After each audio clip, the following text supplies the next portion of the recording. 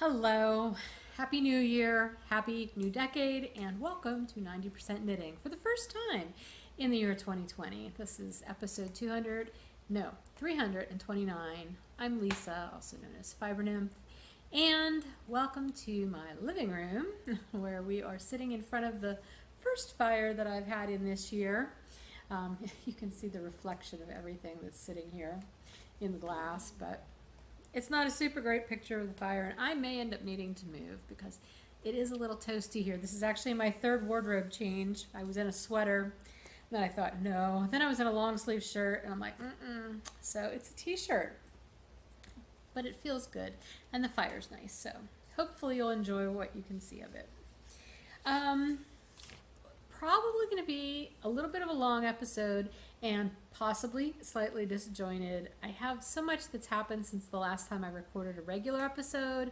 There's no way I'm going to be able to fit all of that in. I'm not even going to try. So I'm just going to sort of hit the highlights. But among everything else I'm going to talk to you about today, I do have prize winners to announce. The last quarter of the WIPstravaganza from last year, I have that winner to announce. And then I have all of the monthly makes final winners to announce. I also have things to talk about 2020's monthly makes program. So I'm going to put all of the monthly makes stuff at the very, very end of the podcast. So the end of the shop news segment, that's where I'll do those prize announcements and talk about this year's 2020 or monthly makes program. I'll also be talking about the 20 and 20 program or challenge, but that will be sooner than the end of the program. So let's see, anything else I need to tell you coming into this? Oh, I just wanted to also give you sort of a heads up. I'm going to switching up my schedule this year, at least for the foreseeable future, and I'm going to be trying to aim for 2 podcasts a month right now. Usually it'll probably be like the first week of the month and then somewhere mid-month. I figured that'll work out well. If I have prizes to announce for the prior month, then you won't have to wait that long. But I think it'll make it more manageable for me as well, schedule-wise. Just planning on doing 2 recordings a month rather than trying to get one in every week. And I will also say you may hear a little bit of an echo. This is a big vaulted ceiling in this room, and I know anytime I record in here, there tends to be a little bit of an echo sometimes. So hopefully that won't be too distracting for you. Just look at the flames. I would sing Burning Ring of Fire for you, but I'll spare you that. Okay, we're going to go with this angle. You can see more of the fire this way, and I'm not quite as in front of it. Only part of me is toasting now, so I may have to change again. All right, let's get started with some knitting. I have a couple of finished objects to show you that I finished over the holiday season. And the first, I'm sure I probably showed you on one of the December episodes, but they are my 12 Days of Christmas socks. I did finish those before the end of the year. I think it was maybe on the 5th day of Christmas, if I remember correctly. But this was one of my holiday colorways this year, 12 Days of Christmas. It's a 12-stripe colorway. I knit this on the bedazzled base, so it's got some sparkle in it. Except for the heels and toes, that was a deep red mini in the bounce base. So there's no sparkle in my heels and toes, just the rest of the sock. I did...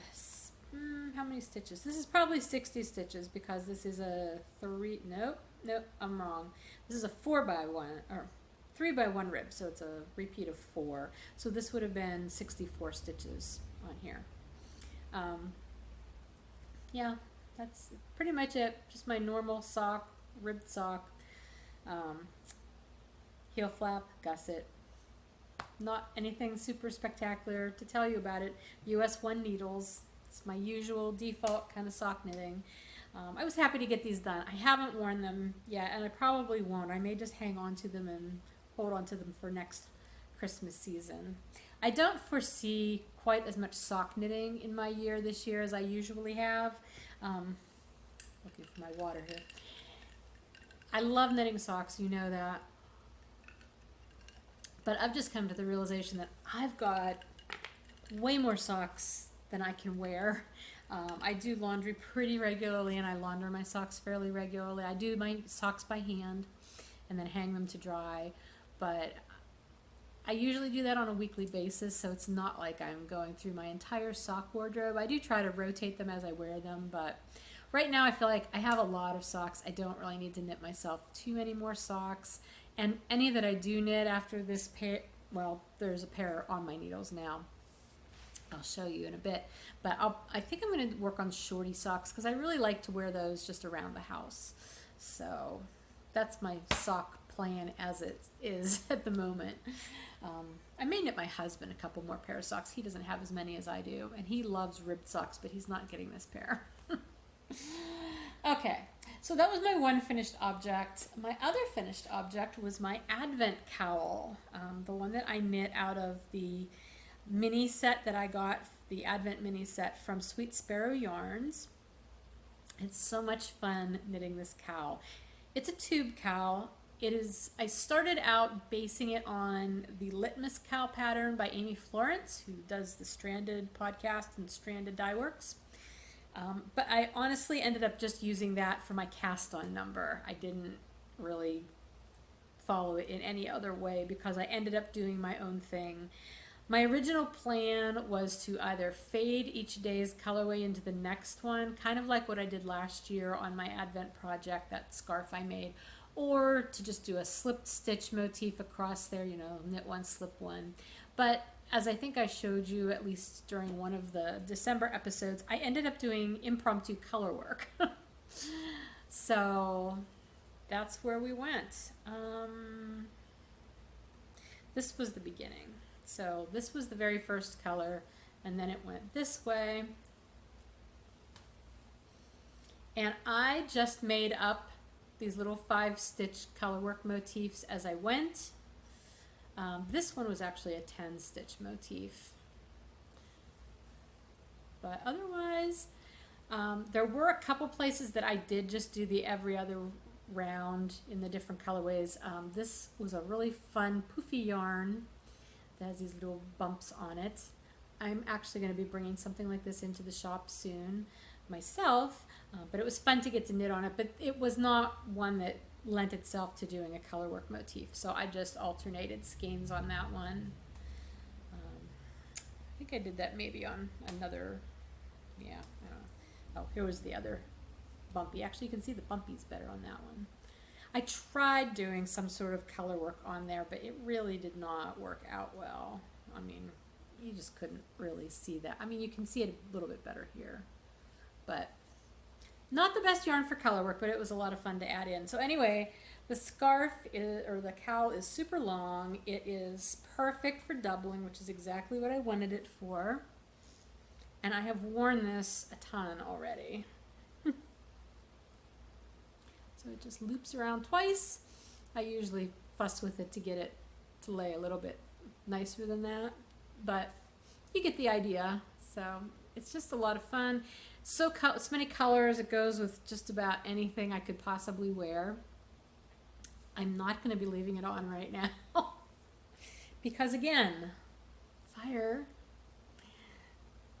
And yes, I've taken to wearing my little cheater glasses sort of as a hair accoutrement these days because I'm forever looking for a pair of these, and if I don't have them on my head, then I'm hunting around for them. And I don't lead a lifestyle that lends itself to having these hanging on a chain in front of me that constantly getting caught on something. So sitting on my head is just perfectly fine. So again, that was just a cowl. I think I started with 100 stitches on the needles. I used US 3 needles. I did not chart out any of it. It's not something I'm going to write up as a pattern. I may at some point do up little charts for the 5-stitch repeats that I used in case anybody's interested in them and would want to use them on something, but I'll probably just post those to the project page if I do that. But I'll keep you posted. Okay, the only other thing that I'm going to say is sort of a finished object, but it may end up getting part of it ripped out and redone, is this cowl, which isn't this pretty? I love this motif. This is a pattern by Sarah Jordan, PA Knitwit, who is a Knitwit Designs. This was one of her final patterns for last year. She published this and a hat that has this same motif on it, and they're called, it's the Yofi collection, Y-O-F-I. So there's a hat, the Yofi hat, and the Yofi cowl. And hers was done out of this really bright colors, and it looked really lovely. I wanted to do mine out of bright colors, but then as I was going through Stash, I found 2 half skeins of Cozy, one in the dark brown and one in sand. And I thought, perfect. As it turned out, for the cowl, I did not have enough yardage of the sand, which is what I used as my main color.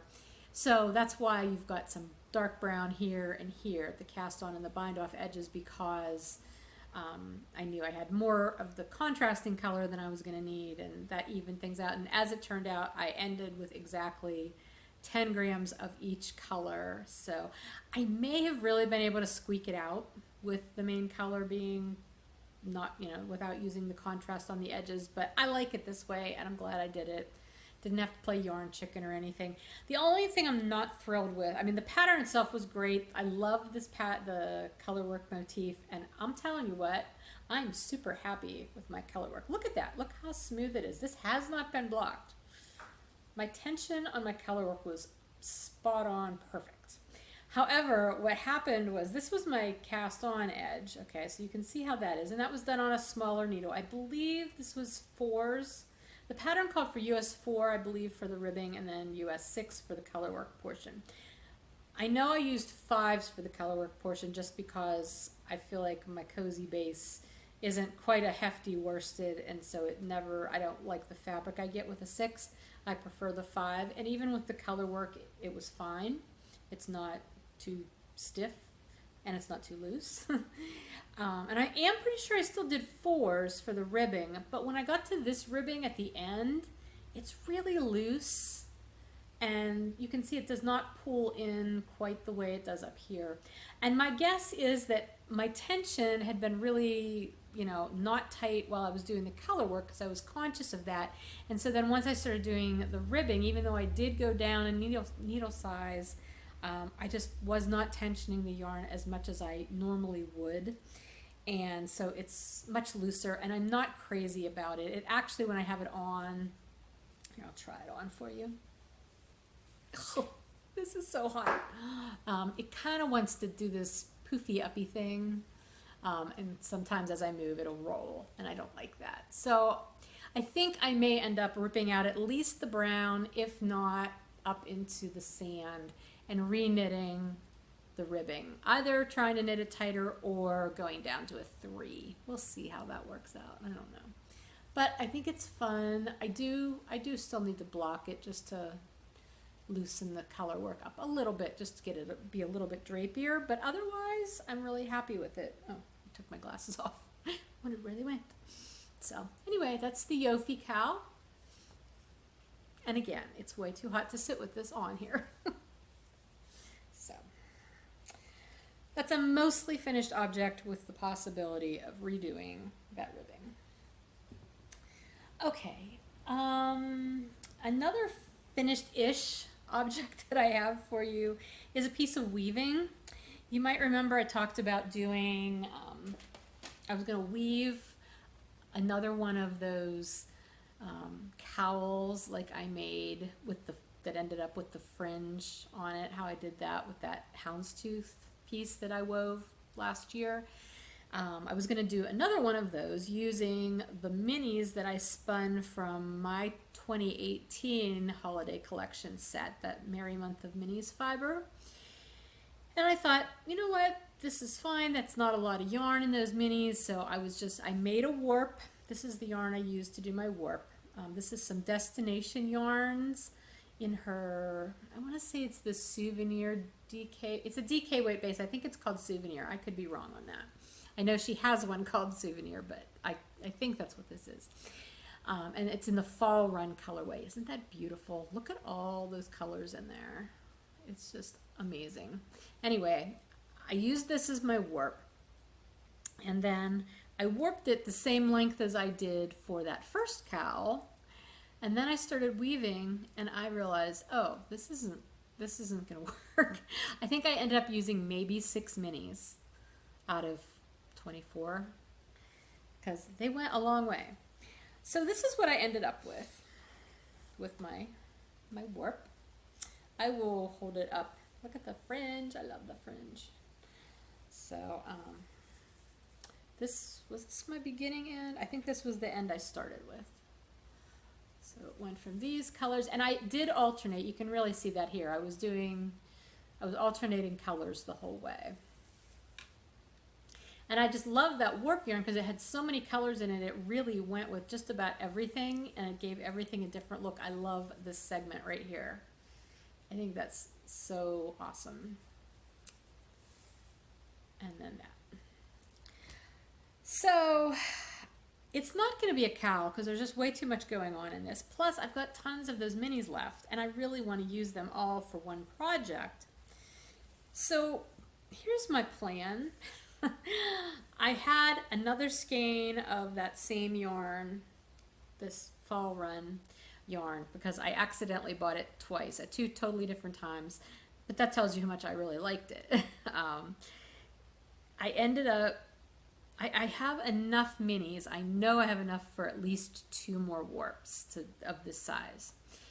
Maybe 3, but at least definitely 2. So I knew I didn't have enough of this warp yarn to do that. So I ordered more because she had it in her shop online, and I ordered 5 more skeins. Not because I'm going to need 5 more skeins for this particular project, but I love this yarn enough that I want to have it in my stash because it's just so versatile with all the colors, and I don't dye this kind of yarn with this manic speckling in it, and it's just so many colors, and I love it. So I have a lot of it to work with. Anyway, so I'm going to do at least 2 more panels like this, and my hope is that once I do that, I will be able to cut these and sew them into some sort of garment.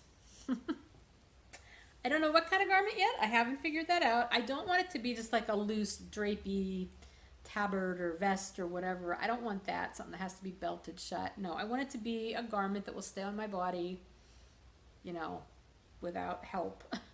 I just don't know what. I have ideas though. So we'll see where that goes. But that was my weaving. I do have another project on the loom right now. I did not bring it in to show you right now just because I had too much stuff out.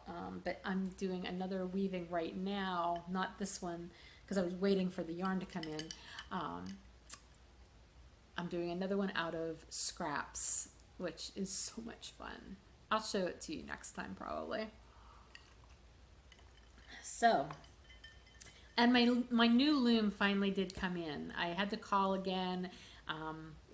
They said, oh, there was something, you know, got lost in the course of doing this, and they never shipped it out to me when it came into them. It was supposed to be drop shipped to me, but anyway, it was all worked out. They were very nice about it. So I have everything I ordered except the floor stand for it. That is still back ordered. So once that gets here, then hopefully I'll be able to start playing with that. I've not even assembled the other one yet. That'll be a day's project probably to do that. But it's here, so that's exciting. Let's see, what else? I'll show you a couple works in progress. I mentioned the socks already, so let me show those to you. This is a pair of sport weight socks. This was my December Just Desserts colorway. It's called Give Me Some Sugar Cookies, in parentheses. So it was inspired by like the colors of icing and sugar and fun stuff that you might put on your sugar cookies, whether you make them at Christmas or any other time. This is my traveler base, my sport weight, which I set out, I was going to do a shorty pair, but then because the stripes are so wide, I wanted to just keep going. So it's going to be a full length set of socks, obviously. Quite a long cuff for me, actually. Can you hear that? Who is meowing? That's a painful meow. I need to go check on that. I'll be right back. Okay, I'm back. That was our cat Max downstairs. I thought he was hurt or something, but no, he was sitting by the cat door down in the basement, and as soon as I went down, another cat ran.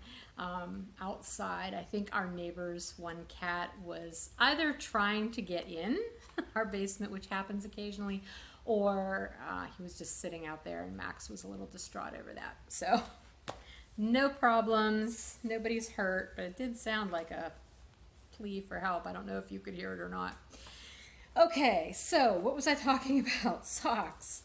Yeah, this is just my regular 2x1 rib, vanilla ribbed kind of sock with a heel flap and gusset that I'm doing in a contrasting color. This was the contrasting mini that was sent with this skein. This is in the Aqua Shock colorway, which I'll also use for the toes most likely.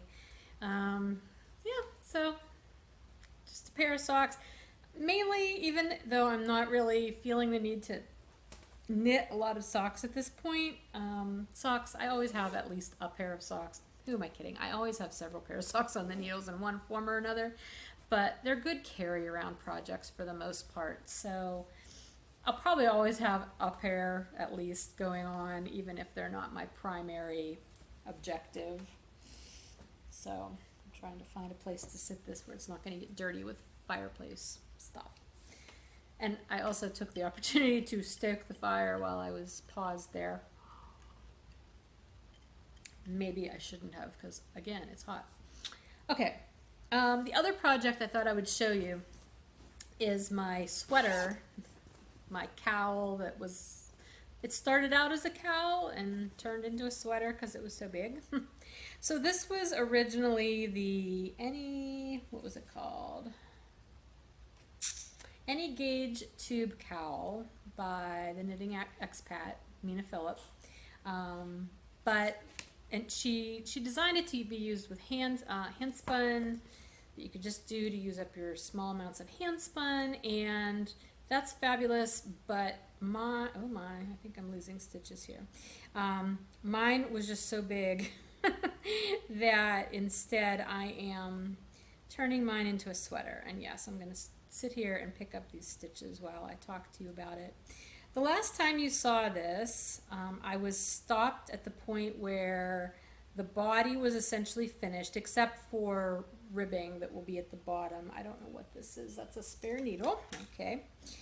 Oh, I've got stitches falling all over the place here. Anyway, I stopped because I was at a point where I would be able to figure out what I needed to do with sleeves. And you might remember that I had a couple of different ideas of how I might handle the sleeves for this crazy yarn. And in the end, I decided to just knit sleeves. Not do anything crazy or fancy. I think I missed something there. I'll fix it later. First of all, I can't see because I don't have my glasses on. Okay, so this is what it looks like right now. So this is basically the body. I will knit ribbing on here because this was a provisional cast on to begin with. So this is where this is, but then I decided to just knit sleeves. That was my regular sleeves, as opposed to, remember I had that one idea of knitting them like horizontally across the whole length of my arms and chest. I decided not to do that. Not that that was a bad idea, I just decided not to do that. I just wanted the sleeves to not really clash with the body, and I didn't have these colors, and I didn't want it to also blend in so much with similar colors that it looked like it was just one big horizontal panel of stripes that I was wearing. So I decided to pull out some colors from my hand spun that worked well together, but were different enough from the body of the sweater that I didn't think they would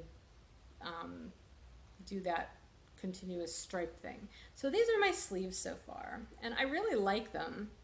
I think the yarn works together super well. Now, I'm not 100% sold on the fact that I think it's going to work well on either side of this. What do you think? Like, do you think that'll work? These look nice and orderly to me, and this just looks like I had a blindfold on and pulled these out of a bag, which is almost kind of sort of what I did without the blindfold. There was no rhyme or reason for me putting these colors together, let's put it that way. I don't think they don't go together, like the green, there's green in here and there's green up here. I am planning to start working this red now into the top part of the sleeves. So that should help, and so they'll be down here, and then there will be some red working in. I think that'll help it go together. However, if I feel like this isn't going to work out, I'm not too worried about it because I have another plan. That doesn't work. I'm probably going to just try to do some solid colored sleeves, but those sleeves I have another plan for because I have a whole lot, like almost a sweater's quantity, I would say, of fiber that I've not spun yet. I've had it for a long time. I think I spun part of it actually for a test knit many years ago. But it's beautiful. It's a goldish orange color, and I think it would look really nice with those sleeves. So I may end up knitting another sweater quantity or spinning another sweater quantity of yarn for the body of a sweater that I could put those stripy sleeves on. So it would almost be like a sock arms look, you know? I don't know, we'll have to see. I keep meaning to pull that fiber out and put it next to those sleeves just to see what I think. Because I may just decide to do that if I think that'll look good. It's sort of like, I don't know, this is such a strange project to begin with because it started out as not a sweater, turned into a sweater. Now I've got sleeves that might go on here, might go on there. It's kind of like a Mr. Potato Head thing. I don't know, but okay, so I'll be working on that. I have worked on some other things here and there. I did finish the last languishing row of my mini granny stripe blanket, or not granny stripe, granny square blanket that has been on the needles since, on the hook, since 2015. And I think the last time I talked to you about it was probably during my recap video in December, where I said I was planning to finish that row, and then from there I was going to work granny stripes above that block and below that block. I'm still considering that, but I'm liking the idea less and less, actually. I don't know why. I'm very indecisive about that project and what it's going to end up being. I may end up just going back to my original idea of leaving it as it is and turning it into a pillow cover. It's pretty much the right size for that. I would need to knit 5 more blocks going down because there's an odd number. So if I folded it in half right now, the one row would be like on the other fold, and I don't want that. So if I did one more row, that would give me an even number on the front and the back of the pillow cover. And that might work out and be fine. I love that project. I love how it looks, and I would love to make an entire Afghan that way. It's just too fiddly. All those little ends and all that joining, I just don't think I have the stamina to continue to do that. It's already been work in progress for almost 5 years. It needs to come to an end. So that just might be what I do with it. I'm still thinking about it. Every time I open the bag and look at it, I think of a different idea. I change my mind. It's sort of silly, but I've got some new things I'll share with you. I finally did get my knit picks order. Matter of fact, I got the one that they sent, the replacement order that they sent out. That one came first. Matter of fact, it came like a day after I ordered it, or after they sent it. And then my original order that I had placed like weeks prior finally showed up. So I actually have all of this yarn twice, which they told me if the original order showed up to just keep it because it wasn't worth their trouble to have it sent back. So I was like, okay. So this is the yarn that I bought for my son's convertible fingerless gloves. Obviously, I've not started them yet. Well, not obviously. I could have started them with the other group of 3 skeins, but I haven't. I wrapped these up and gave them to him for Christmas and said, you'll get your gloves eventually. So this is the Wool of the Andes worsted. It's a really pretty color. It's called Cobblestone Heather. So I think it'll be perfect for the project. I just need to get it started. And then also in that I had ordered 2 skeins of Dishie because I've never used Dishie before and I wanted to try it. I like it. It's a full 100 gram ball as opposed to like sugar and cream that's only a 50 gram ball. So this would definitely go further than that. It also feels softer. So anyway, so I not only have these 2, but I've got 2 others exactly like them. So lots of dishcloths can come out of that. And then I did a little bit of end of the year yarn shopping. aside from the 5 skeins of the destination yarn that I already told you about. Well, actually, this was not shopping. This was the day 25 skein that came with my Sweet Sparrow Yarns Advent calendar. It was a full skein, and here it is. Isn't that pretty? I love her colors. It's a great palette. This is called Cold Hands, Warm Heart, and it's on her Nuthatch base, which is a 75-25 superwash merino nylon. So that's super pretty. Then I bought this skein from Moonstone Dye Works because Tommy did up her own Christmas colorway. It is just a beautiful, soft, gentle, reminds me of the woods kind of colorway. And it's, ironically enough, it's called Pine Cones and Holly Berries. Now, I did that one colorway called Pine and Holly, or Holly and Pine, for Christmas. Although hers is pine cones, not pine. I just think it's always funny whenever, you know, you get dyers who have yarns that have a similar inspiration and yet they look totally different. So anyway, I'm really happy with this. I don't know what it'll be, but this is her BFL sock. So it's an 80-20 BFL and nylon blend. And then lastly, my friend Dana, who has Unwind Yarn Company and also is the supplier for my Color Street nails. Oh, now the phone's ringing. I'm going to just let the answering machine pick it up. Yeah, she has Unwind Yarn Company, and she did a sale at the end of the year, and I picked up the skein of her Rendezvous Sport sock. Isn't it pretty? I love all these colors in there. She does this fabulous, you know, variegated speckle with this, all these colors going on. I don't dye this way, so I always love it when I can find, it's very similar to the way that destination yarn colorway is dyed, I think. And I wish I could do this. I've tried, but it never comes out like this. So anyway, this is the colorway name, Trunkless Elephants. I have to ask her what that means as far as this colorway is concerned, because I'm not sure. I looked up trunkless elephants online, and it was like this really sad and traumatic kind of story to read about elephants who lose their trunks and then they die because they can't eat. So I'm hoping maybe there's some other story to this. I don't know. But the yarn's pretty. Other than that, I don't think I showed this to you yet, but I bought this. I actually got this as a used, I think it's a used book. Is it a used? No, it's actually not used. It's a new book, but I didn't get it directly through Amazon. I got it through one of their partners or something. I don't know. The Tiny Owl Knits Woodland Knits book. I think I've talked about my sudden infatuation with Stephanie Dosen and her designs because I just think they are whimsical and fun, and most of them are not things you really ever have much of a use for, like the Tiny Violets hand puff. Like, it's a muff. Like, I had a muff as a kid, but like, I don't need that as an adult. But why not, right? It's pretty. And then there's this antler hat, which I know you've seen the antler hat, because one year, like, everybody at Rhinebeck was having these, was wearing these. They're so cute. I don't think I could wear one around here, though, because there's too many deer and too many hunters. What else is in here? I showed this book to my husband when it came in, and he was like, those patterns are amazing. I love them. They're so beautiful. Those are really creative. And it's like, he gushed more about this pattern book than he's ever gushed about knitting patterns before, ever.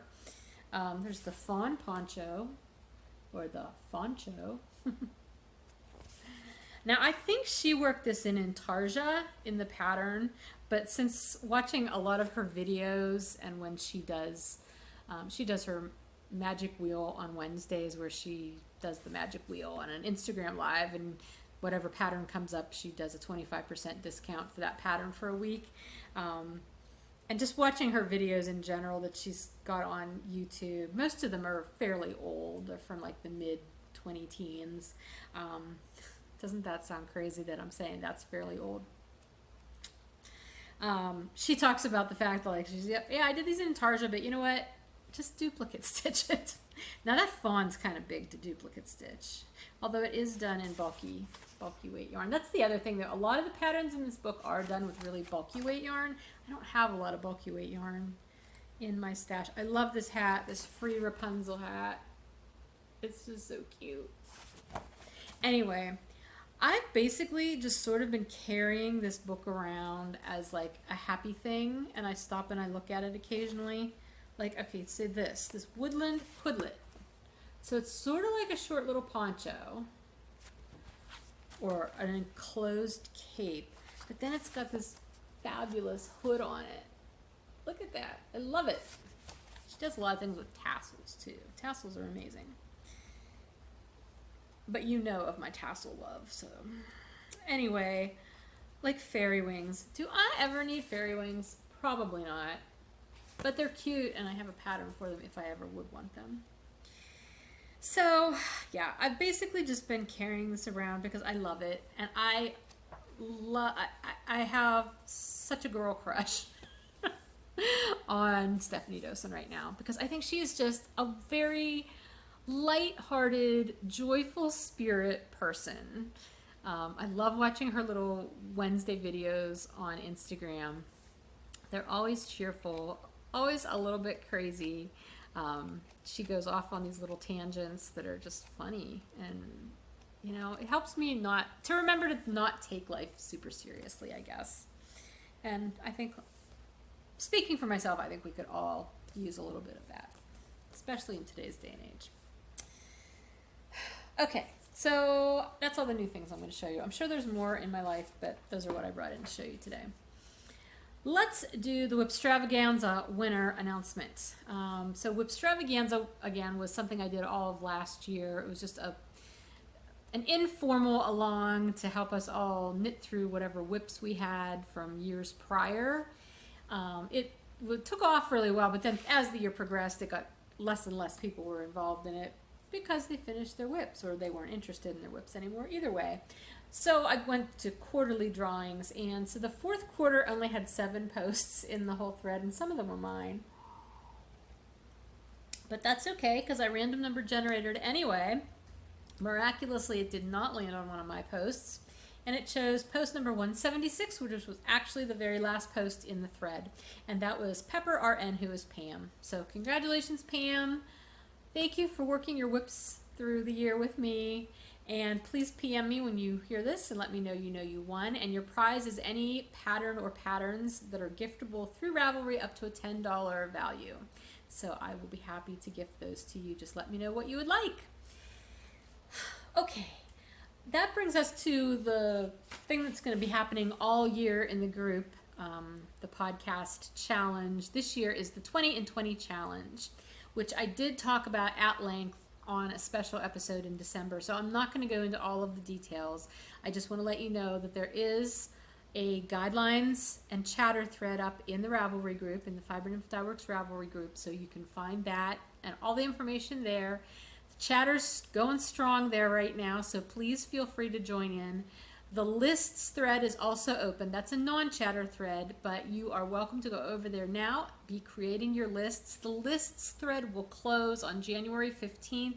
So whatever list or lists, the 20 in 20 lists that you're creating, lock them. They need to be ready to be locked in for that first quarter. You'll have a chance to revise them come April. But for the first quarter, whatever you want to focus on, have that ready to be locked down by January 15th. The 3 lists that I have up as templates are 20 and 20 stash yarn, 20 and 20 patterns, and 20 and 20 fiber. You are most welcome to create whatever 20 and 20 list you want to. Some people are doing specific 20 and 20 lists for if they're knitting charity items, for specific types of projects, whatever. If you're a weaver and you have 20 weaving projects that you want to do, feel free to make a list. You're welcome to post it there.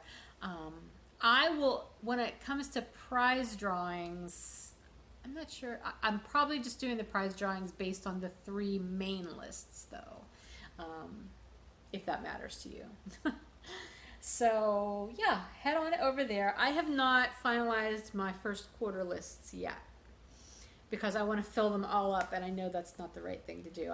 For me, I mean, maybe for you it is, but I know I'll work better if I just put maybe some things on each of those lists and have a small, narrow thing to focus on for these first few months of the year. So that's where that is.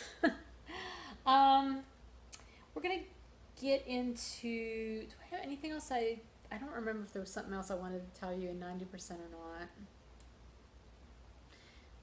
I don't think so. If I have something, I'll try to remember to pop it in. Anyway, let's go into 10%. Basically, holidays are over. I have not de-Christmased my house yet.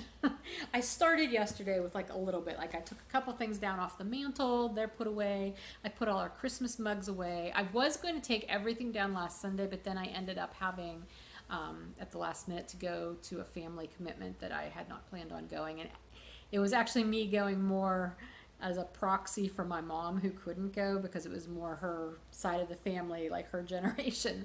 But it was fine. I got to go. I saw some family members that I hadn't seen in quite a while. So, but I did not get my Christmas stuff put away. So that's happening slowly, but I'm not stressed about it. It'll happen when it happens. It's not a big deal.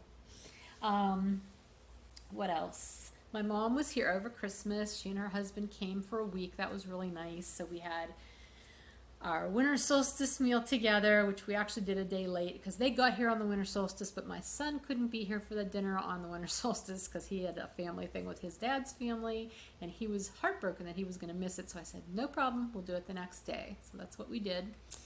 Then they were here over Christmas. It was pretty laid back. We were mostly just here. My husband and my mom's husband built a sliding, like a barn door, that sliding kind of door on a rail in our basement at the bottom of the steps. The door is done. We have not yet put into action the process of getting the cats used to being more downstairs than upstairs yet. I think tonight when I feed them, I'm going to feed them downstairs just to see how that goes. They always have food downstairs. There's like a feeder, like a gravity feeder down there, which is also why our neighbor's cats probably come in occasionally when it's cold. But like we give them wet food in the morning and at night. So I think I'm going to feed them downstairs and see if they will perhaps start going down there before we make them go down there and close the door. I want them to get used to it. So, but there is light at the end of the tunnel with regard to all of my furniture from my house that has been just sitting here in our house, covered up with either a tarp or blankets. My couch is right here and it's covered with a blanket so the cats can be on it, but we can take the blanket off if we want to sit on it, which I've been doing a lot more lately. And my dining room table has moved from being taken apart downstairs to being taken apart upstairs, leaning in our hallway covered with a tarp. So fingers crossed that soon I'll be able to use my furniture again. I miss my furniture. And it's not like my husband's super attached to his furniture. It's just, he's like, well, we can use your table when this one wears out. Tables don't wear out. That's why you see tables in antique stores.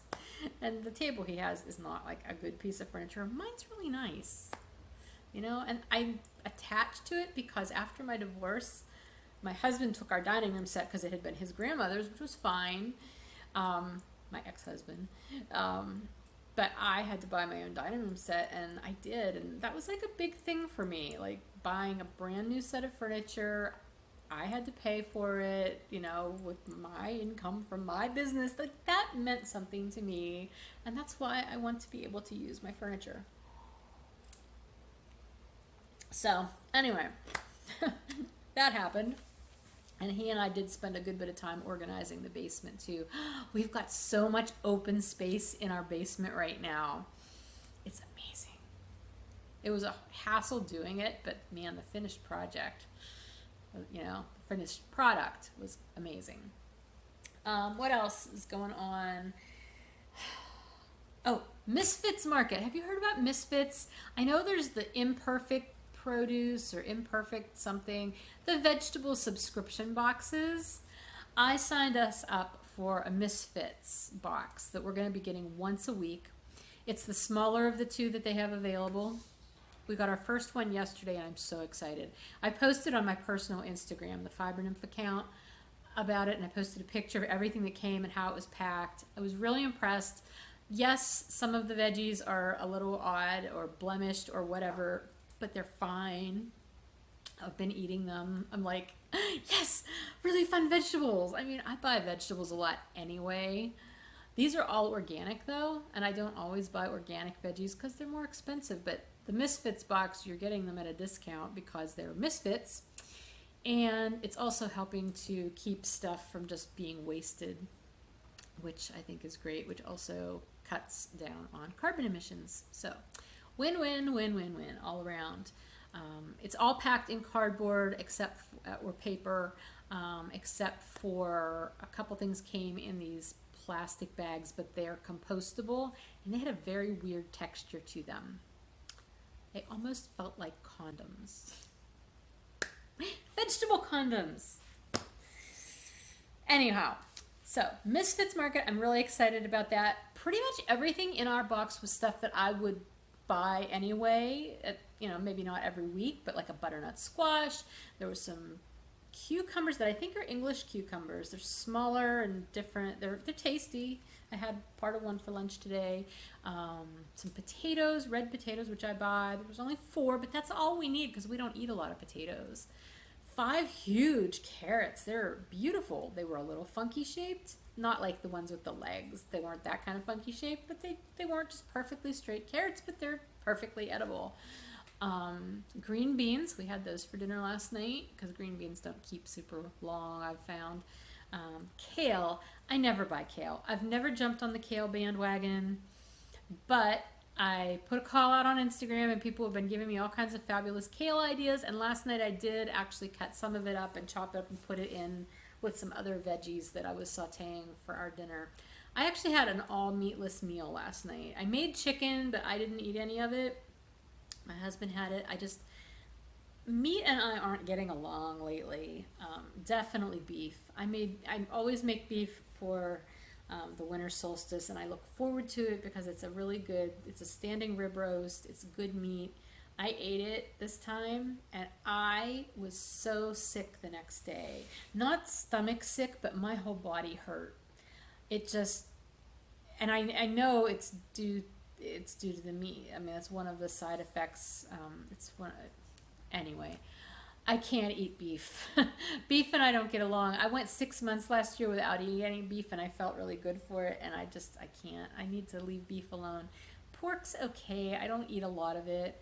We probably eat more chicken and seafood than anything.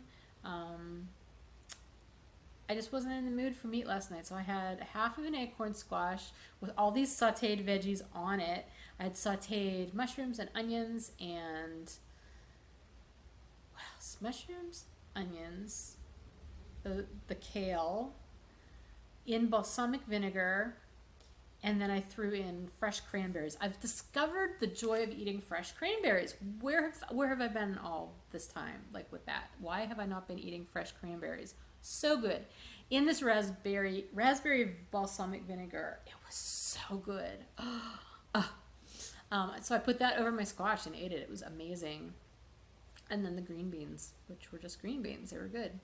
So yeah, one of my major goals this year in general is focusing on my health and well-being. It's part of my better work-life balance.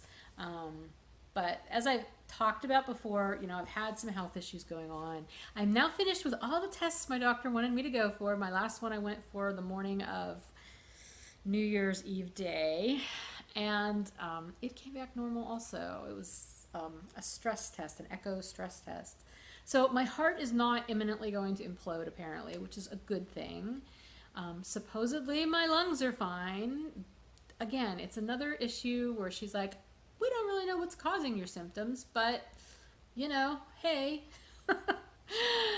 Now she's on another, because she's like, well, it could be this other thing. But I'm like, you know what? I'm done with tests right now.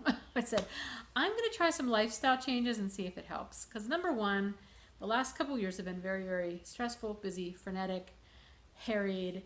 I haven't been taking care of myself. I know that as well as I should. And I want to change that. So I am doing everything I can right now to eat more healthily, to eat more intuitively. That's a big thing. I've always known when foods aren't going to sit well with me, and sometimes I avoid them and sometimes I don't. And when I don't avoid them, I reap the hazards of that, you know, the fallout. So I'm trying to eat very intuitively this year, and so far it's been working out really well for me. I'm kind of trying to research that whole concept more too, because I've found out since deciding to do that it's a thing, intuitive eating. Basically it's just doing what feels good for my body. So part of that's eating, part of it is getting more exercise. I have committed to doing the Yoga with Adriene 30-day challenge that she does every January. So that's the home challenge. That's the theme of it this year.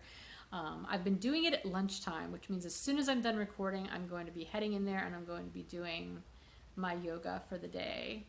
I've loved doing it at that point. It's weird. I used to always do any exercise I did first thing in the day before I started working. And for whatever reason, that is just not clicking with me anymore. It doesn't work as well as it used to. And so kind of by accident, my husband went back to work on January 2nd after the holidays, but I had already planned to have that Thursday and Friday off as just my days to do my thing, relax, knit, kind of get myself ready for the new year. And so I started doing the yoga because day one of the yoga actually happened on day two. Day one, January 1st was just sort of an intro to it. So I started doing the yoga that day and I didn't do it until noon. I thought, you know what, this is actually a nice time of day to do it because I do it right before lunch. I took a shower so I'd be nice and bendy from being in a warm shower. Then I do the yoga and then I eat lunch. And I've decided that that's going to be my routine, at least this month. I don't know if that'll always be my routine, but it's working for me this month. So I'm going to dedicate my mornings to doing my Fiber Nymph Dye Works work. Then I'll have that break because it's kind of like saying, okay, this is where you're stopping and this is where you're intentionally taking a break to unwind and breathe, literally and figuratively. And then I'll have my afternoon hours that I can wrap up work, you know, rinse yarn, hang it up, do computer work, whatever I need to do, as well as have some other time to like devote to myself. It's all part of trying to get healthier and more balanced. I need to not be as crazy and busy, and that will probably also show itself in how I operate my business this year. At least I'm hoping so. I mean, not horribly, you know, it's not like I'm never going to have shop updates or anything. That's not what I mean. I'm trying to work smarter and not put myself under crazy undue stress. I'm not going to travel as much this year for work. I do have shows lined up, but I'm not going to do a crazy amount of shows. I'm just being very mindful about what I put on my plate because I'm so good at overextending myself. I've always been that way, and I'm not any better about it now at 53 than I was at 23. And I need that to stop. It's never too late to learn this, you know. And another thing I've been doing, I'm listening to a book right now. It's called The Power of Self-Compassion, I believe. I can't remember the name of the author right this moment. I will put it in the show notes. It's an Audible. It's actually one of the Audible freebies. If you're an Audible member, they give you 2 free short little audiobooks each month. And that was one of my freebies that I chose this month. And it's really good. It's just all about not focusing on yourself in a selfish way, but so many times, and again, I'm speaking for myself more than anybody else, obviously, but it seems like we, especially women, put everybody else and everything else in front of us, right? We tend to. I mean, not everybody does, but if you identify as a female, chances are that is a part of you. So I'm trying to learn how to be able to still care for other people, but to consider myself one of those people that I'm caring for. And that book has been really good so far. And I'm finding it's not one I can listen to while I'm working or doing anything else. I need to actually pay attention to it so I can really take in what she's saying. I wish I could remember the name. Again, I'll put it in the show notes. So yeah, I'm feeling really good about this year. I feel like in a lot of ways, so many things that I've needed to make changes in my life about are finally kind of coming together. There's like this confluence happening that like the stars are aligning, not necessarily, but you know what I mean. Like sometimes you can try to change something or want to change something, but you just can't get it to work, or you can't make it happen. Like it's like trying to pound a square peg into a round hole. That's not what this feels like. This finally feels like all the things that I want to be able to do to better myself personally so that I am healthier in every possible way are finally coming together, and some of them in just weird ways that I wouldn't have expected. That probably sounds crazy and woo-woo or whatever, but you know what? It's working for me right now, so I'm just going to go with it. Oh, all right. We're going to move on to shop news before I get more rambly. Okay, I got to put my glasses on for this so that I can actually read my notes. First off, thank you so much if you shopped with me in December. December ended up not playing out the way I had planned it to happen. I knew I was going to be doing the December specials. Okay, see, I can't, like the distance to the camera, that I don't need my glasses for. Yeah, I had planned to do my December specials. I had them all mapped out. I knew what I was going to do. Some of the December specials, though, were going to be things that I was dyeing up new specifically for those specials, and I had, you know, all scheduled out when I was dyeing. It was going to be dye, then it was going to go up, blah, blah, blah. And then I hurt my neck. I didn't really hurt it because I didn't do anything to it that I know of. But you know how some days you wake up and you have like a crick in your neck? I may have talked about this on one of my December specials. I don't know.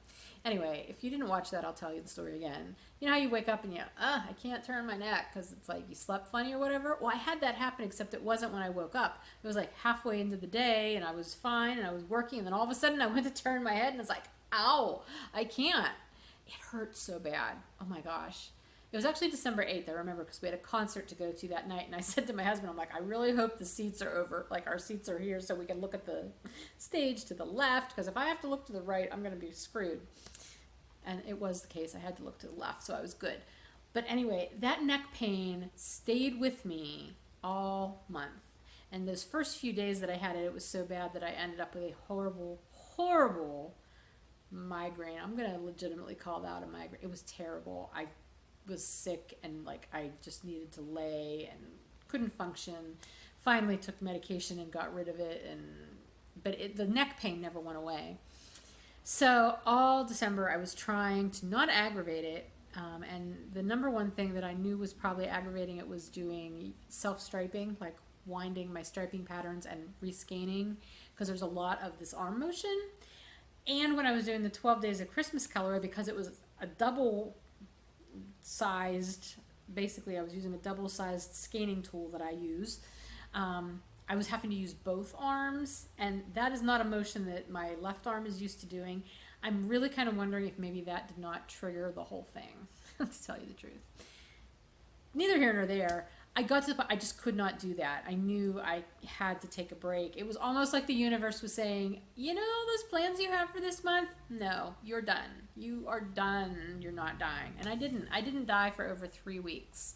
I have not had that long of a break from dying, other than if we've been on vacation for a long stretch. I haven't had that kind of a break since I started dying. It was kind of weird. But my neck has slowly been getting better. Since I started doing yoga this month, though, it's gotten way better. That's really, really helped. But I really do think it was just stress, and I was so busy, and it's just sometimes life says, hey, time to take a time out. So, all that to say is the December specials that went up were not the ones I originally planned to do, but thankfully I was able to punt and I had backups. However, that means the things that I was going to do in December, I didn't really do. So those things will be getting dyed up and being put into the shop in the coming weeks. You know, this month and probably next month, I'll be spacing them out. So I'm excited about that. It's new things you haven't seen before for the most part. So I hope you'll be excited about that too. But if you did shop for my December specials, thank you so much. If you shopped my end of the year sale, thank you so much. It was wonderful moving all that inventory out. I love doing that at the end of the year so that I can start fresh in January. And thank you also from the standpoint that since I was not able to actively dye because of my neck, all the sales that I got in December through those specials and through my end of the year sale basically allowed me to pay my bills in December. So thank you. Let's see. I will be doing an update in January, at least one. I haven't scheduled it specifically. This is my first week back to actually a full-time dyeing schedule. And I've been doing special orders and a wholesale order that I had to get out. So those have been done. So now I'm going to start doing things for an update. So I will let you know. The best place to stay in touch with when the updates will be, though, will be either Instagram, at FiberNymph Dye Works Instagram account, the Facebook page for FiberNymph Dye Works, or my newsletter. That's always a good place. Check the homepage of FiberNymphDyeWorks.com, because at the top bar, anytime I have a update scheduled, I always have that information up at the very top of the page. So those are the best places to stay in touch. It used to be the podcast was, but since I don't podcast the same way I used to as far as regularity and having it line up with updates, this is not really the best way for you to know when I'm going to do an update. So I would definitely check those other options. I have something that I would like your input on. And actually, I need your input for the whole concept. Do you remember last year I did the Dyer's Favorites 2018 colorway? I did that like early in the year last year. And I did a colorway that incorporated all of the colors that I really loved using the year before. Because every year I have colors that I tend to gravitate towards, and I use a whole lot in a bunch of different colorways. And so I put them all together in one colorway last year. Well, I thought I would do that again this year. However, I didn't have the same experience with as many colors. And so I thought what I would do is I would switch this up a little bit. Instead, this year, I'm going to do customers' favorites, and I create a colorway out of it. So what I'm going to do, by the time this is by the time this is uploaded, I will have a link where you can go to a survey and you can fill out the survey, and I want you to tell me what your favorite semi-solid color is of mine, like the one that you love. If you could only buy one semi-solid color, tell me what it would be.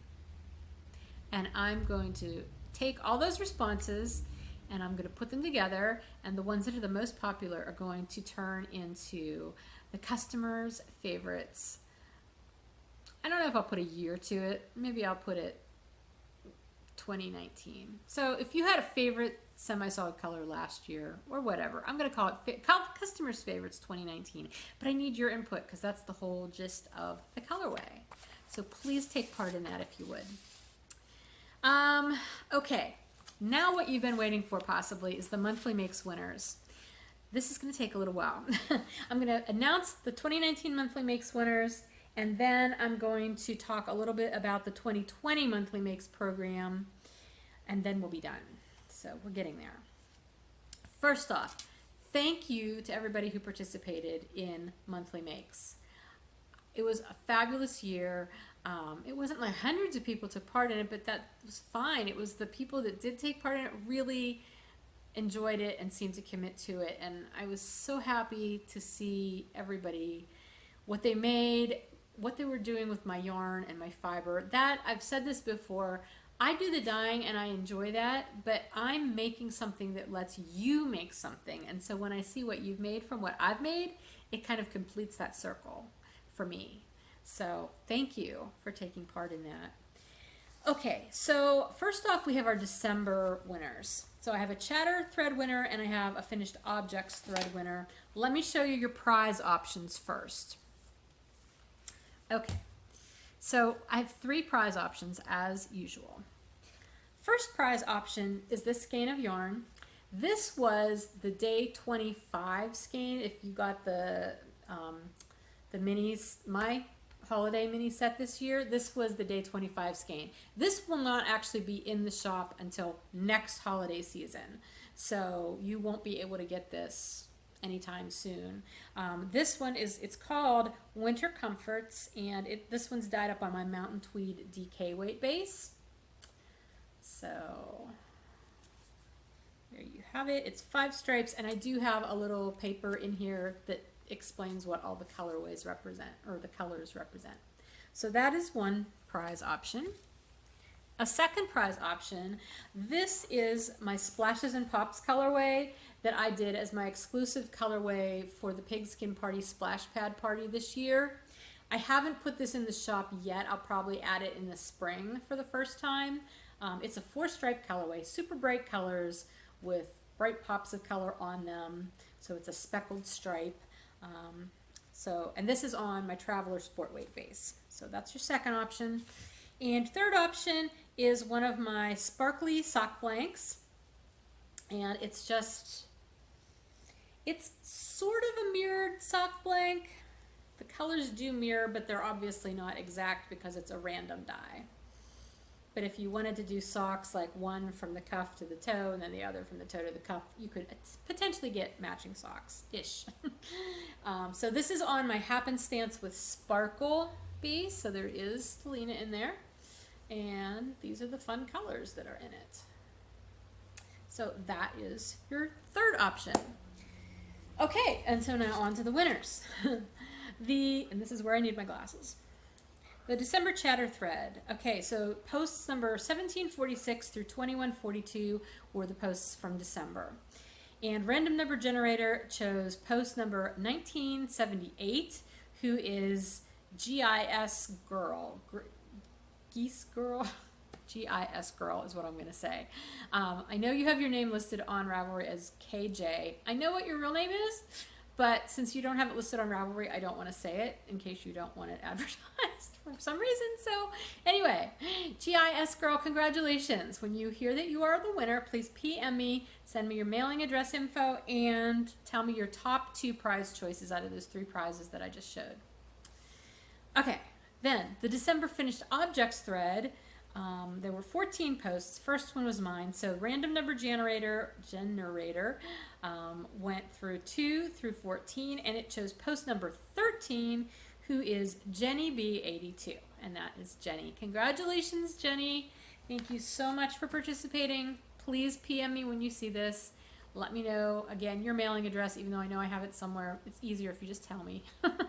Your mailing information and your top 2 prize choices out of these prizes. So, thank you for that. All right, now we're going to move on to the big end of year stuff, because 2019 monthly makes is over.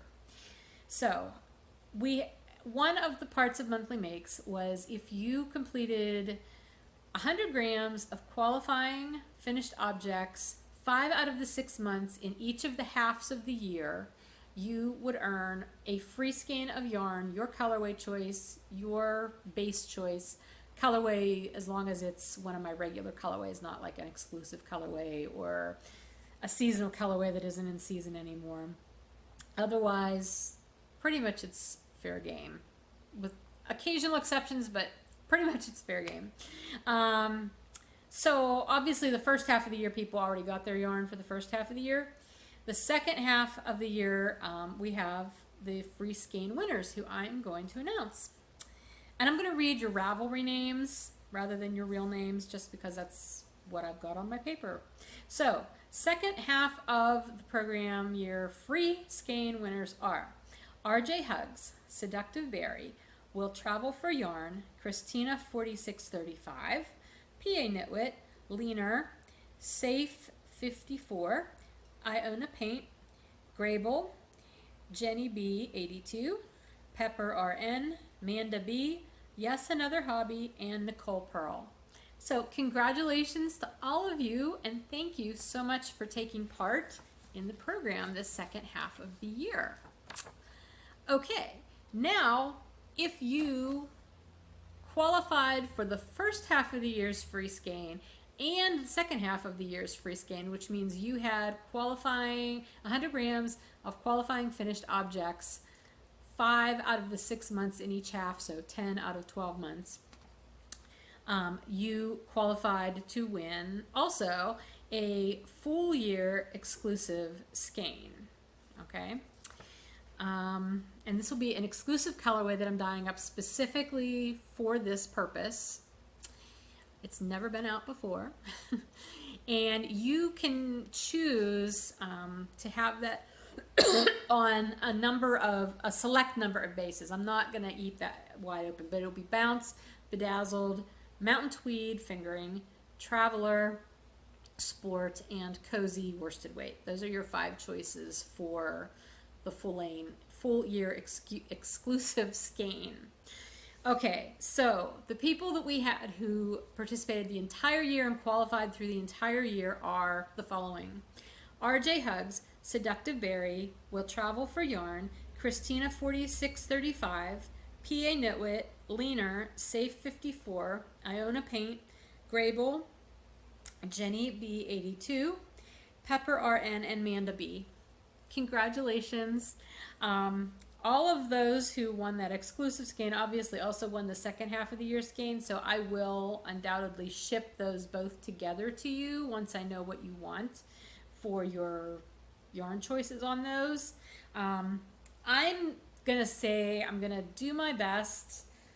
If you can get to me by the end of January and let me know what your free skein and colorway is and the base choice for the exclusive colorway, I'm going to do my best to get those all dyed up and out to you, hopefully by the end of February, the very beginning of March at the latest. But I just want to give myself a little bit of wiggle room there. But you will get them.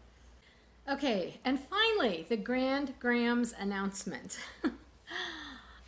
So, if you have been following along, I've been posting a tally of everybody's monthly gram totals at the top of the chatter thread all year.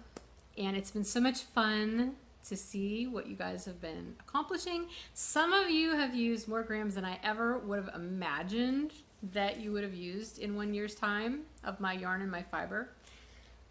And it's been just so much fun and so incredible. And there ended up being a sense of competition going on. I mean, as far as I can tell, it's always been very lighthearted competition, not like cutthroat or anything. But I didn't expect that. I don't know why. I guess because I don't think competitively like that. But yeah, it's been fun. And I want to thank everybody who took part in that part of it as well. Now, just to recap, the Grand Grams champion wins a $75 gift certificate to my shop. And the qualifications for Grand Grams champion were different than for the rest of the program. There was no minimum monthly participation. Like there was minimum, no, there wasn't. There was no minimum monthly participation. Like you did not have to do the 5 out of 6 months thing. You could have participated just in a couple of months, whatever. As long as your grams were more than anybody else's, then that made you the winner. And so from that perspective, the additional prize for the Grand Grams champion, if you hadn't qualified to win the exclusive skein that was available to people who had participated all year, you would also get the exclusive skein. Okay, so that's the groundwork for the Grand Grams champion. If you've been following along, you know we've had a couple of people who have just really gone like gangbusters, and they have been at the top of the rankings for some time. Both of them ended up with over 9,000 grams used this year, which, can I just say, the fact that you guys used over 9,000 grams of just my yarn and fiber this year, let alone whatever else you were crafting with, that is just crazy pants. I mean, in a good way, but like to me, it's like, I can't believe you guys used that much. That's amazing. And you made the most incredible things with it too. So, they had, I think, sorry, I didn't even write down their exact grams. I don't have it here. But between the top 2 people, there was maybe just over 400 grams difference, which when we're talking about almost 10,000 grams used, that's sort of small. So for a number of reasons, I've decided to award the Grand Grams Championship prize to both of those top people. I would feel really bad knowing that I had two people who did almost the same amount of work in the year and only one of them got that big prize. I know life isn't supposed to be fair all the time, but for me, just personally, I would have a problem with that. So, Rebecca, RJ Hugs, and Maria, Seductive Berry, you are both going to receive the Grand Grams Championship prizes, and I could not be happier to give those to you. I think you both did amazing work this year. Thank you so, so much.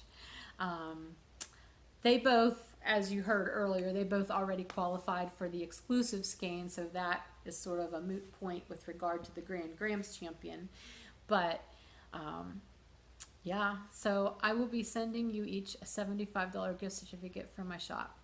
And again, just thank you. Thank you so much for taking part. I think that is everything about the 2019 program. It's wrapped up. I've locked all the threads. Well, the conversation thread is still open, the chatter thread, but honestly, we've got the 2020 chatter thread open now. So, yeah, so let's chatter in there for the Monthly Makes 2020. As far as the prizes, though, please PM me on Ravelry and let me know for your 6-month prize, the colorway you want and the base you want it on. That's open to whatever. And if you got the yearly, the exclusive skein, let me know which base you want it on. And Grand Grams Champs, please let me know what your email is so that I can email you your gift certificate. Okay. We're going to talk real briefly. I'm going to just highlight some things about the 2020 program. Basically, it's the same Monthly Makes program. There's just some reconfiguration going on. Some of it based on some feedback I got on the 2019 program that will hopefully make it a little bit more workable for more people to be able to be a part of it. And also some changes I have made to alleviate some issues that ended up happening this year that I didn't find out about or really get on my radar until closer to the end of the year when it was sort of too late to do anything about them. And so I'm trying to make sure that I don't have that same problem with the coming year. In a way, some of this is going to add a little bit more work for you guys when it comes to posting your finished objects. Hopefully you won't mind though, because I think your opportunities for prize winning this year might also be a little bit better. So anyway, here we go. The 2020 Monthly Makes are underway. The chatter thread is up for the first quarter. Excuse me. And then, I'm sorry. The chatter thread will be an all-year chatter thread. The finished object thread for the first quarter is up already. And I put the first post up just as an example post to show how I would like you to log your items this year, your finished objects.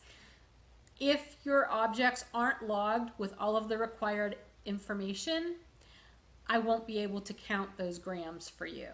So please, please, please make sure that you're logging things using the criteria that I have posted in the very first post in that thread. All right, so a couple things that are a little different or haven't been specified from the past. First of all, if you knit a project at one point in the program and then later on you frog that project, you can reknit it. But if you've already claimed those grams in an earlier quarter, you can't reclaim grams for that same yarn if you frogged it. Does that make sense? You can only claim the grams for that yarn one time in one program year. And that is also similar to fiber, which I'm just going to reiterate. This is not at all different from past years, but I've found that it needs to be clarified because we had some issues with this. Fiber that you spin in 2020, so Fiber Nymph Dyeworks fiber that you spin in 2020, you can count the grams for that as a finished object. You cannot claim those same grams again by knitting that finished yarn that you spun in 2020. The same stuff cannot be counted twice. Even though it's in yarn form now, you made the yarn in 2020. If you have Fiber Nymph Dyeworks yarn that you spun prior to 2020, you can use it this year and count it as yarn and count the grams. Okay? But you cannot both spin the fiber into yarn and then count it again when you knit that yarn into a project. Another thing about hand spun yarn this year, which I have to ask for, and I kind of hate doing it because I know not everybody likes to log their yarn on Ravelry, but for hand spun, I really do need to require that hand spun yarn gets logged in your Ravelry stash before it's used. And I'm putting a deadline on of January of this year. So this month, by the end of this month, any of your Fiber Nymph Dyeworks hand spun that you're planning to knit with in this coming year for the program needs to be logged in your Ravelry stash as hand spun by the end of January. It needs to have all of the pertinent information, you know, the grams of the yarn. Since we go by grams is really all you need. You don't have to put the yardage, but you can. It's helpful for projects, I guess. The date that you spun it, at least the year, if not like month and year, but the year especially. Putting the fiber content and colorway name is helpful to me, but that isn't necessarily required. But it has to be in your Ravelry library as stash, only for hand spun. And the reason for that, again, is just because the hand spun can only be counted once, and that's the only way I have of tracking that. I'm trying to avoid making this super complicated. Yarn is yarn, but fiber can be fiber, and then it can be yarn. Do you know what I mean? My only other option is to just not allow spinning as part of the program, and I don't want to do that. I don't want to eliminate that for people. So we're going to have to go with these guidelines for this month, or for this year. Again, there's no monthly minimums this year. It's a quarterly minimum of 300 grams per quarter to qualify for prizes. And again, since we're doing it quarterly, there isn't a 5 out of 6 month requirement. Instead, it is just that 300 minimum grams have to be logged per quarter of qualifying finished objects for prizes. New thing this year, it's actually not new, it's just never come up before, circular sock knitting machines and knitting machines. I've had questions about these. I really didn't know how to go with those for this program because not everybody has a circular sock machine, but I decided they are allowable this year. If you would like to craft with a circular sock machine, if you have one, or have access to one, or a knitting machine, you're allowed to do that as long as you are the one who is actually doing the crafting with those machines. You can't like give your stash yarn to somebody else, have them return it to you, and then you knit the heels and toes in the sock. I'm going to say no to that, even though technically you would be doing that crafting. It's just opening up a can of worms. So if you are doing the whole project, yes, you can do that. Otherwise, no, it's not allowed. And the reason I decided to allow this anyway, even though not everybody has access to these machines, is because there is no direct competition element to monthly makes this year. We're not doing grand grams. So this does not put anybody at a disadvantage. Everybody has the same point that they can get to in this program, regardless of how they get there.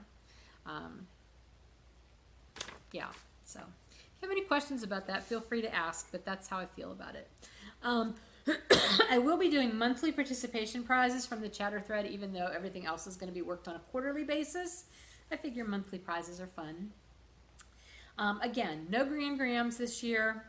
Honestly, the competition, watching everybody do that this year, especially the upper levels of people, like I would say the top 5. For the longest time, there was like 5 or 6 people, sorry, kick the camera, 5 or 6 people, like all kind of in the same general area of grams. It was like stressing me out. I told her I am not a competition-minded person. So since this is my game, I'm gonna say we're not having competition part this time, but everybody will have the opportunity to earn a gift certificate, and it will be based on the number of grams that you use throughout the year. You will get back 1% of your grams in dollars, so up to a $50 gift certificate. So if you would reach the maximum, which would be 5,000 grams worth of qualifying projects submitted, that would give you the maximum certificate of $50 at the end of the year. But even if you only participate a little bit and you maybe do like 200 yards or 200 grams, I mean, that would still give you a $2 gift certificate. I know that's not a lot, but you know what I mean. There's a whole variety of numbers in between there, but I figure that way everybody is being rewarded for what they are working on, and that's really what I want. I want everybody to have that chance to be rewarded and to earn something for their effort. And beginning in April, this is also new, but it's just sort of an extra that I decided to do this year. Beginning in April, anybody who participated in the first quarter is going to receive a 25% coupon code from me, usable once. But that way, if you want to buy some new stash to use, you can. You don't have to use it, but it's just, you know, a little extra I'll send your way. And I'll do that at the beginning of each new quarter, and it will be based on participation from the last quarter. So as long as you were taking part in some way, you don't even have to reach the minimums for that. But as long as you were taking part in some way, I will send you the coupon code. I think that's everything. I know this is a really long episode. I apologize, but there was so much to talk about this time, and hopefully I can edit it down a little bit. But if I can't, thank you for sticking with. If you just hopped to this part, that's fine too. Anyway, I will see you again later in the month of January. Like I said, I'm planning to do 2 episodes a month at this point. That may change in the future, but for right now, it's what I find doable.